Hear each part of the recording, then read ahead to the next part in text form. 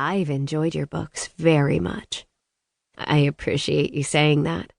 Sheridan blew out an audible sigh of relief. I'd hoped you'd like them, but I know not everyone agrees with the issues they address. I found them well-written, engrossing, and thoroughly researched. All skills I learned in your freshman English class and polished in your senior honors seminar. A weight lifted from Sheridan's shoulders. Thank you. You had the talent. It was my pleasure to help you acquire the tools to use that ability to its best advantage. Lucille's expression grew serious. I heard your father was taken to the hospital this morning. Is he okay? We don't know yet.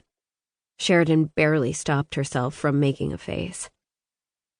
Every household had a police scanner, and very few of the town's citizens understood the words, "none of your business."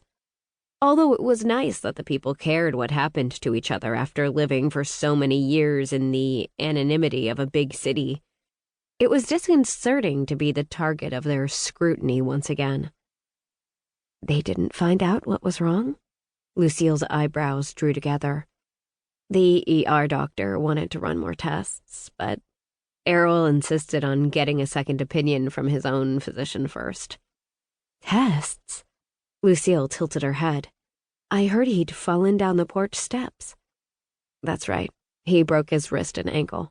Sheridan leaned against the freezer. Clearly, this would take a while.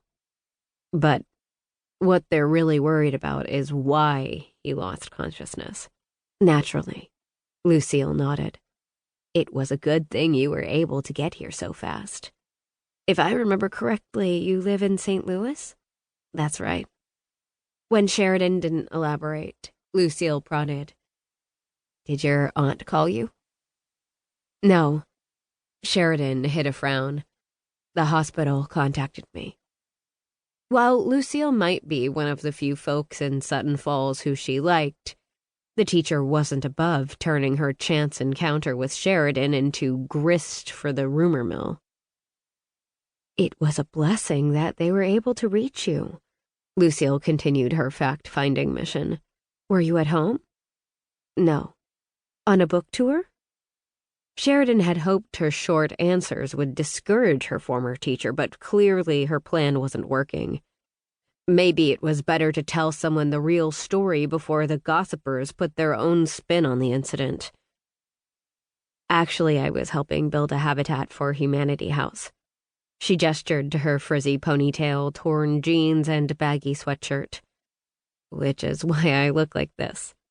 Not too different than how you dressed in high school. Lucille winked. Right? I suppose. Sheridan's cheeks warmed. Her appearance as a teenager had been her way of rebelling against her late mother. Vivian Sheridan Davis had been a stunningly beautiful woman who had always taken pride in being flawlessly dressed, made up and coiffed whenever she was in the public eye. Sheridan bore her mother's family name, and Vivian had been determined to turn her into the pretty and popular daughter who would live up to the honor. But that was a long time ago. Lucille's brown eyes were sympathetic. I'm sure it was just a phase you were going through. I like to think I've changed since then. Feeling compelled to explain her dishabille, Sheridan said, Unfortunately, I was over an hour away from my condo when I got the call, so I drove straight from the construction site to the hospital. Now that she had an image as an up-and-coming author to maintain, she never even went to Walgreens without doing her hair and makeup. You poor thing. Lucille moved closer and patted Sheridan's arm.